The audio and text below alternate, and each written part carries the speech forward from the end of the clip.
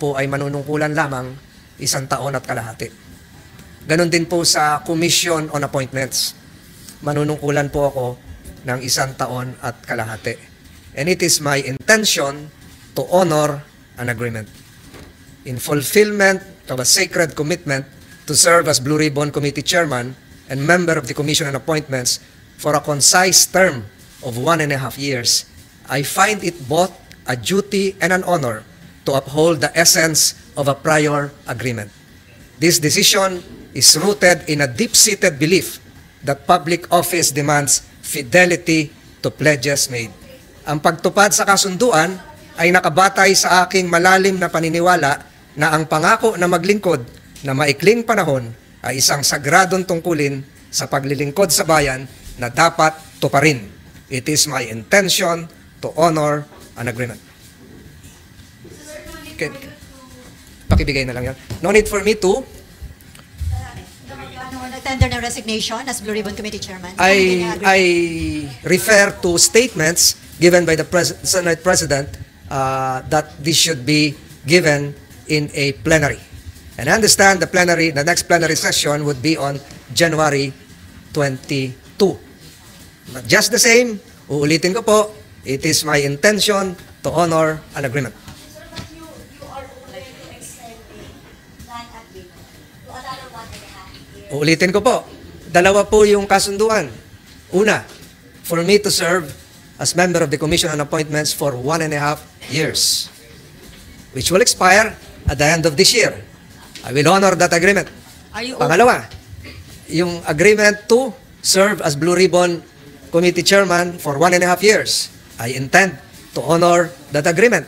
Na sinabi ko kanina, ito po ay isang sagradong tungkulin na sundin, tuparin ang isang pangako. Sir, kung mag-o-offer With the Senate leadership. Sir, kung mag-o-offer po ang Senate President, It will be discussed by the plenary, but then again, ito na yung kasunduan, susundin ko po. So, really i-honor hanggang kailan ka kumaupo? Kababanggit ko lang po, katapusan itong taong ito, yung term ko based on the agreement sa Commission on Appointments at as Blue Ribbon Chairman, Blue Ribbon Committee Chairman. Tumutunog yung ano. So, hanggat wala pang kahalili, nandun pa ako in transition, and I will endeavor to have a seamless transition and to assist whoever will be the replacements for both seats. Nais ko lamang sigurong ipaabot sa inyo na sa ilalim ng panunungkulan ko, we spent 67 hours, 41 minutes of public hearings. We have 358 resource persons, 3 committee report, at halos himayin po namin ang 3,007 pages of transcript of stenographic notes, 420 pages of committee reports, which led to the indictment of 13 individuals. Specifically, doon po sa laptop deal. Kung matatandaan nyo, hindi ko na po babanggitin ang mga pangalan. Karamihan po dito ay meron pa mga hold departure order, at ito po ay masusing hinahawakan na ngayon ng Office of the Ombudsman. Pangalawa, ang una pala, kung matatandaan nyo, yung sugar importation deal, which led to the resignation of the then Executive Secretary, the removal of several members of the Sugar Regulatory Administration. Kabilang po ito sa mga nagawa ng inyong Blue Ribbon Committee. At pangatlo, bagamat hindi nagkaroon ng final approval yet, but it led to the filing of several bills. Ito po yung vaccine procurement. Ito yung tinatawag na yung sinasabi nila dati na ito po yung sinasabi nila na non-disclosure agreement. Marami po tayong na-file na mga batas patungkol dyan. At kung iisa-isahin ko, Senate Bill 2272, amending the procurement law, providing for the requirements for full transparency in the supply agreements in the purchase contracts entered into by the Philippine government. At yung Senate Bill 2273, requiring the participation, ito, ginagawa na, kahit hindi pa approve yung batas, of the Office of the Solicitor General in all contract negotiations with foreign governments, corporations, entities, etc., etc.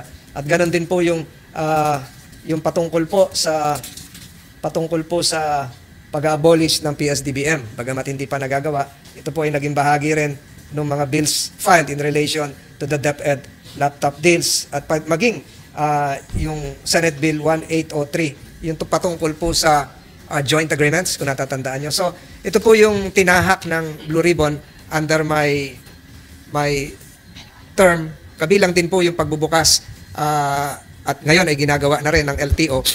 Bumasok sila sa isang pribadong donation para po mapabilis yung pag-i-issue ng mga lisensya at mga plaka.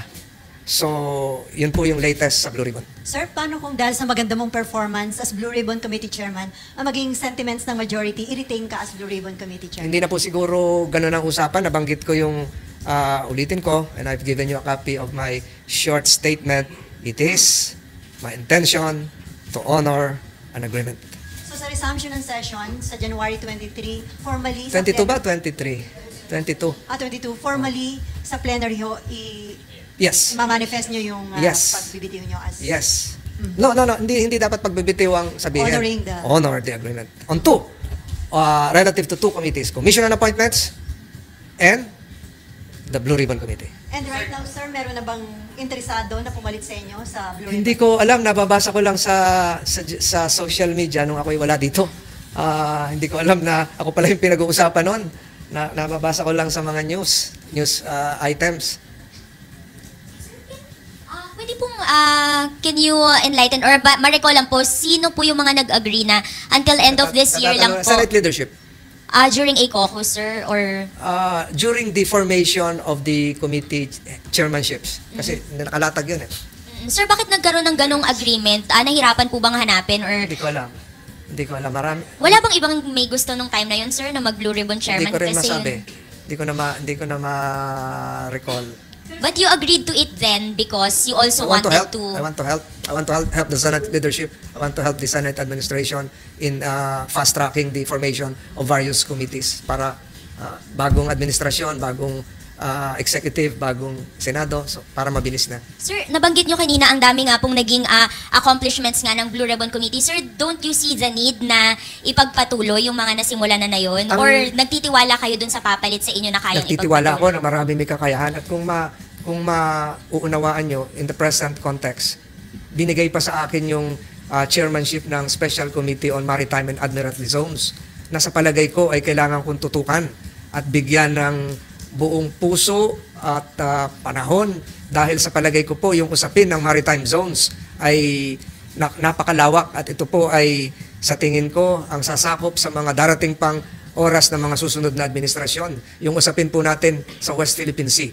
Yung usapin po natin magiging usapin po natin sa Blenheim Rise. Yung mga padating po nating agreements, yung RAA with Japan, RAA with other countries. Ito po lahat ay nakapaloob doon sa ongoing challenges. Opening statement ko kanina, yung nangyayari ngayon sa Ayungin Shoal. So, gusto kong tutukan po yung maritime zones law. Ngayon, kadarating ko lang, sinalubong na ako ng isang confidential ito, kaya hindi ko pwedeng buksan letter coming from the Secretary of Foreign Affairs. Hindi ko pwedeng buksan sa inyo, pero napakahalaga po nito, patungkol po ito sa ating patuloy na hidwaan sa West Philippine Sea. Sir, paano ang mangyayari? I-maintain nyo yung justice at saka yung special Yung Maritime Zones Committee. Kasi para sa akin, napakahalaga po nito. Hindi lamang para mabalangkas yung tamang batas. Nasa palagay ko, January matatapos natin yung yung Maritime Zones Law. Pati na rin po yung Archipelagic Sea Lanes Law. So, sa Blue Ribbon, ang nakapending ngayon ay yung irrigation. Nakapending yung irrigation sa kadahilanan yung mga kinukumpile pang ibang ebidensya ay hindi pa dumarating sa lawak nito na nalubak tayo doon sa Balog-Balog Dam na nagbukas na rin ng kaisipan sa ating mga kababayan na halos 50 taon na pala ito ginagawa. At sa tulong din ng ilang mga members ng committee ay marami pa hong nabuksan. Yung dam pala sa Bustos, o kung hindi Bustos, Ipo, ay rubber dam lang pala yon na nagdudulot din ng pagbaha pag malakas ang ulan dahil yung rubber ay nagka-crack at marami pang iba. Pero ngayon sa mga lumalabas na balita at ito rin yung gusto ata ng Malacanang, yung ibang dams ay gustong gamitin bilang source na rin ng energy ng enerhiya. So evolving lahat ito. So mahaba itong NIA investigation. So isasalin po natin sa kung sino man ang papalit lahat ng kahong-kahong dokumento patungkol dito. kayo po ay bababa as chairman, pero kung paano kayo maging vice chairman, totally wala. I can serve in whatever capacity, even as a member. Hindi naman po tayo namimilit ng posisyon.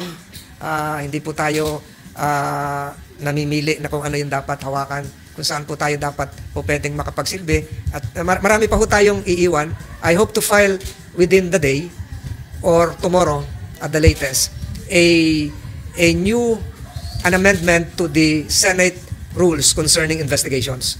May bago po. So, kung matatandaan nyo, doon sa Farmally, naglabas ng Supreme Court ng desisyon na parang ginugupit yung binabawasan yung karapatan ng Blue Ribbon tungkol sa pag-i-issue ng contempt citations. So, ang atin pong ifa-file na amendment, kung hindi nga ngayon, bukas, ay ginagawa na rin naman natin.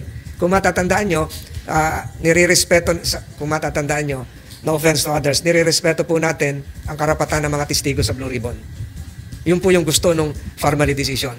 Pangalawa, kung matatandaan nyo, ako po yung kauna-unahan nagbigay ng karapatan sa mga abogado, sa mga humaharap sa Blue Ribbon pagkatapos ng isang hearing na mag-submit ng memorandum.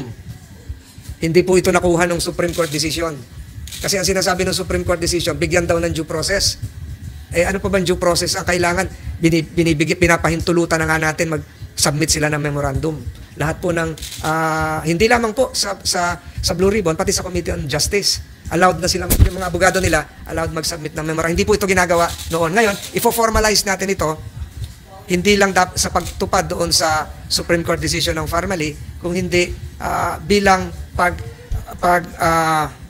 pag-legitimize na maging bahagi ng Senate rules. Submission of memoranda,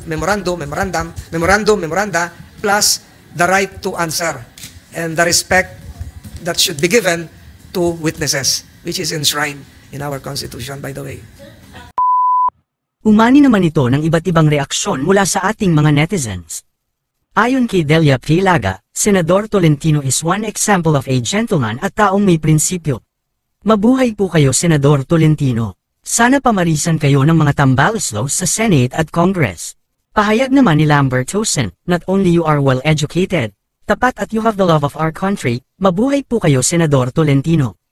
At ito naman ang saloobin mula sa ating kababayan na si Jao Bini, hindi lang mga congressman ang ganyan. Pati ilang senador bastos din sa mga resource person. Mga kababayan, feel free to comment below para maglabas ng saloobin sa balitang ito.